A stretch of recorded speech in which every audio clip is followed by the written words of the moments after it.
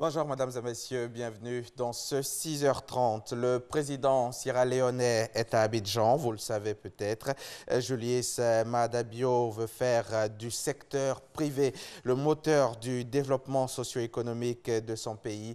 Il a consacré plus d'une heure d'horloge à écouter et échanger avec le privé ivoirien afin de s'inspirer de ses expériences. Noël Niagno y était pour RTI. Le président de la Sierra Leone à la maison des entreprises d'Abidjan Plateau. Une visite grosse de sens. La Sierra Leone veut booster son développement socio-économique et cela doit être l'affaire des privés. Le président sierra-léonais et sa délégation sont donc venus à l'école de la CGEC, Confédération Générale des Entreprises de Côte d'Ivoire, pour s'informer, écouter et échanger avec les privés ivoiriens.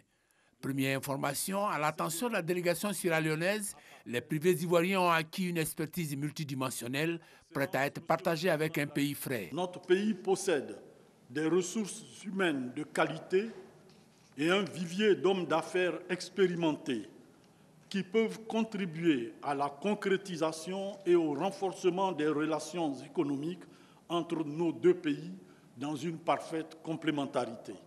Le directeur exécutif, lui, a souligné les offres de services des privés ivoiriens. Au niveau du développement des affaires, nous sommes très actifs dans les programmes de développement nationaux et régionaux. Nous sommes aussi très actifs dans la mise en place de mécanismes d'appui au développement du secteur privé, au développement des entreprises, pour les facilitations d'accès au commerce, pour les facilitations d'accès au marché, pour ouvrir des guichets, pour accompagner les entreprises par rapport aux thématiques comme les accords de partenariat économique, pour faire bénéficier nos membres à des programmes comme le MCC, comme l'AGOA, à travers les commissions et à travers les différentes cellules, organes de la CGCI. Le ministre de l'Industrie par intérim a rappelé les différentes étapes de la complicité des pouvoirs publics avec les privés et a mis un accent sur les acquis de cette franche collaboration. Pour atteindre les objectifs d'industrialisation,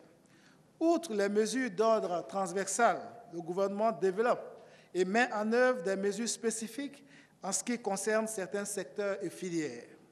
La Côte d'Ivoire est redevenue l'une des économies les plus dynamiques et attractives du continent africain grâce aux importantes réformes engagées dans le cadre de la vision du président de la République, son Excellence M. Alassane Ouattara, et un rôle de plus en plus important joué par le secteur privé. Nous sommes venus apprendre auprès de vous, à souligner d'entrée de propos le président sierra-léonais avant d'indiquer ses priorités.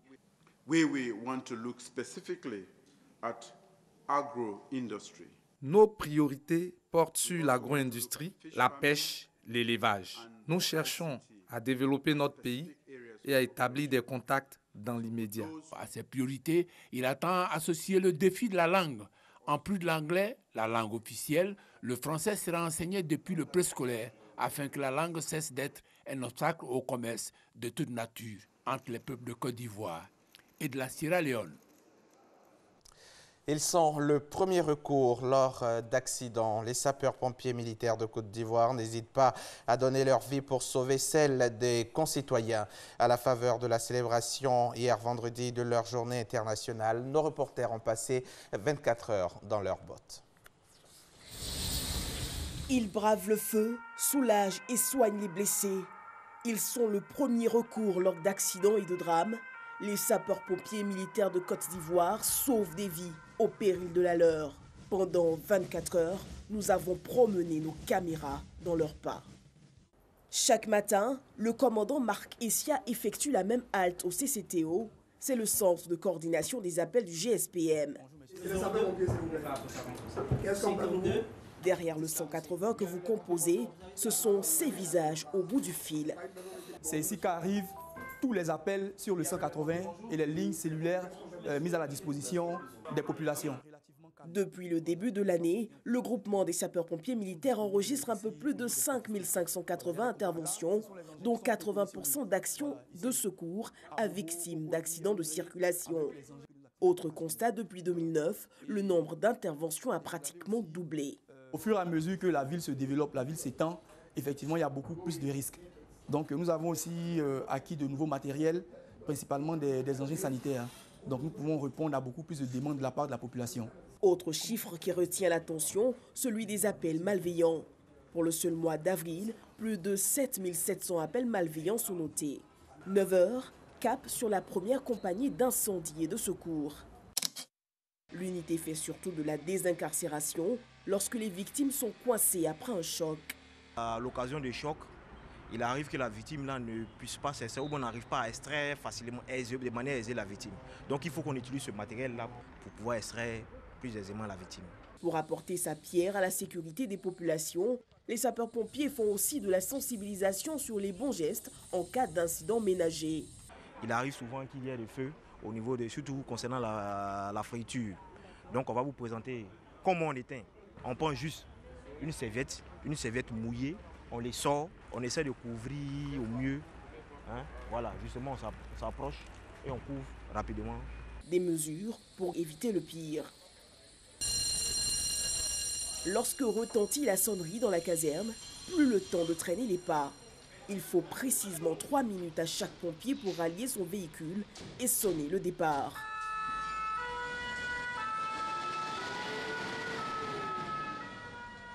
Alors que l'équipe court vers l'accident signalé, le staff sur place nous expose à un exercice d'extinction d'incendie en étage. Ce type de feu particulièrement dangereux nécessite une intervention rapide. Le temps de ce tournage, nous avons revêtu l'harnais de sécurité des sapeurs-pompiers pour nous livrer à un exercice périlleux. Descendre du 7e étage d'un immeuble, l'exercice ils le font très souvent dans le cadre d'évacuation sanitaire. Est-ce qu'il y a des moments où la victime s'agite parce qu'à un certain niveau, c'est compliqué? Effectivement, elle peut s'agiter, mais toutes les mesures de sécurité sont prises de manière à ce que la victime puisse descendre dans des conditions optimales de sécurité. Au GSPM, il y a aussi une piscine, indispensable à la mise en forme des pompiers, mais aussi ouverte au public. Elle est ouverte au grand public. D'abord, c'est pour apprendre à nager et c'est sauver des vies. Il est le patron des lieux, le colonel Sako. Pour lui, les sapeurs-pompiers militaires ont fait un beau chemin. Au jour d'aujourd'hui, nous sommes à même de répondre à un maximum de sollicitations. Il faut que les populations comprennent que tout ce que nous faisons, vraiment tout ce que nous faisons, c'est à leur profit. Nous ne travaillons que dans l'intérêt des populations. 14 heures, l'alarme retentit. Nous embarquons avec l'équipe. Cap sur la rivière à 3 carrefour Alpha Blondy. 2 véhicules, des particuliers sont entrés en collusion et ont fracassé la muraille d'une habitation. Très vite, il faut prendre en charge les victimes. On nous a appelé pour une demande de secours. Et lorsque nous sommes arrivés sur les lieux, qu'est-ce que nous avons constaté? 2 véhicules de particuliers qui sont en collision faisant 0,5 victimes. 2 cas graves et 3 cas légers. Nous allons les évacuer quand même dans le CHU le plus proche, à savoir le CHU de Cocody. Cap sur le CHU de Cocody. À l'arrivée, les pompiers rencontrent le médecin-chef. C'est lui qui décide de la prise en charge des victimes. Une fois que les victimes sont conditionnées sur les lieux de l'accident, nous les évacuons au niveau du CH des urgences des différents centres hospitaliers. Et une fois que nous arrivons aux urgences, il y a un relais et les victimes sont transmises au service des urgences pour la suite de la prise en charge. Notre boulot, il s'arrête ici. Lorsqu'il referme les portes de l'engin avec la satisfaction d'avoir porté secours, le sapeur-pompier respire un grand coup, prêt à retourner encore là où le besoin se fera sentir. C'est un dossier signé Alexis Ouedraogo. Venons-en à présent à la 2e édition du prix Cheikh Yacouba Sylla, une initiative de l'organisation non gouvernementale Investir. Ce prix intervient dans le cadre de la mission de l'ONG qui entend contribuer au développement des régions et partants du pays. La cérémonie de remise des prix a eu lieu au district autonome d'Abidjan. C'était donc jeudi dernier. Et lors de cette cérémonie, les acteurs de développement de 4 régions ont été distingués. Ce prix a également récompensé des personnalités de la RTI, la radiodiffusion télévision ivoirienne pour la qualité du travail accompli. Nadia Idja, Serge Coléa. 11 lauréats sur les 20 nominés de la 2e édition du prix Cheikh Yacouba Sylla du meilleur acteur de développement des régions. Dans les catégories bâtisseurs émérites et œuvres sociales éducatives, les élus locaux et cadres des régions du Gao, du Boclé, du Haut-Sassandra et de la Nawa ont été honorés. Le prix d'or a été décerné à Alexandre Draman, cadre de la région du Lodjibois, initiateur du Diaka Festival. Dans la catégorie promotion d'envergure culturelle, les prix sont revenus à Abiba Dambélé, directrice des journaux d'information de la radiodiffusion télévision ivoirienne, et Caroline Da Silva, présentatrice.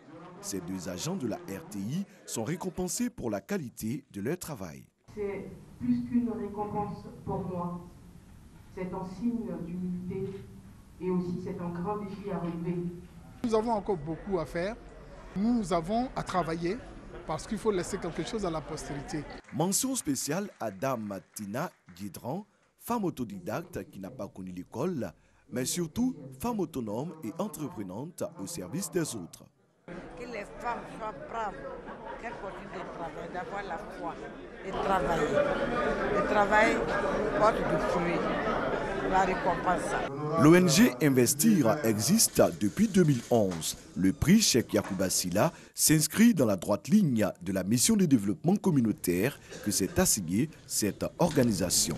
Nous avons mis ce prix en place à Nemo pour encourager, pour exhorter les cadres à développer leur région, à aider les gens, parce que Yacouba Silla était très humaniste. Aux jeunes et aux cadres, je me fais fort de vous traduire le message du calife Cheikh Yacouba Silla. Il insiste sur la réconciliation. D'abord, au sein de sa ville natale, Gagnoa, les cadres de Gagnoa. Parce que sans réconciliation, sans entente entre les cadres, entre les fils d'une région, Gagnoa ne pourra jamais amorcer son envol économique. Et pourtant, une région si riche de sa diversité. Cheikh Yacouba Silla était un guide spirituel de la communauté musulmane amaliste. Il a contribué par ses actions au développement de Gagnoa, notamment par l'électrification. Le reportage de Nadia Idja et Serge Collet à l'actualité internationale pour refermer ce journal. Au Tchad, tout d'abord, le président Idriss Déby a promulgué hier vendredi 4 mai la nouvelle constitution marquant le passage de la 4e République. Une cérémonie que le pouvoir a voulu solennelle et avec des annonces sur ce que sera le nouveau Tchad. L'opposition, elle, dénonce un coup d'État constitutionnel, d'autant que la nouvelle constitution renforce les pouvoirs du président tchadien avec la mise en place d'un régime présidentiel intégral sans Premier ministre ni vice-président. Oubliez les promesses de réforme de la réglementation sur les armes à feu. À Dallas, aux États-Unis, le président américain s'est livré hier vendredi à un véritable discours de campagne dans la perspective des élections de mi-mandat devant le Congrès de la NRA, le principal lobby des armes aux États-Unis. Donald Trump a promis de défendre le second amendement et a qualifié les partisans du port d'armes de véritables patriotes. C'est la fin de ce journal. Merci de l'avoir suivi. Bonne suite des programmes sur notre chaîne.